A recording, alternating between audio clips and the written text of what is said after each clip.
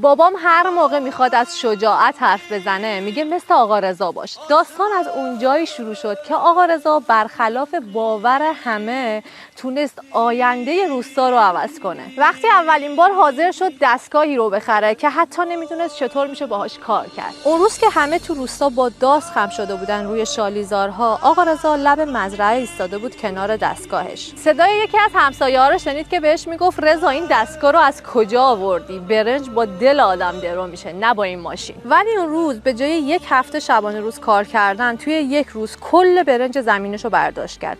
اون روز بود که مردم روستا فهمیدن تکنولوژی دشمن کشاورزی نیست، بهترین دوستشونه. حکایت آقا رضا حکایت کسب و کارهاییه که جرأت به خرج دادن و کسب و کار توی اینستاگرامو شروع کردن. در نهایت فهمیدن که اگه درست و اصولی پیش برن، با کمتر کار کردن میتونن بیشتر پول در بیارن.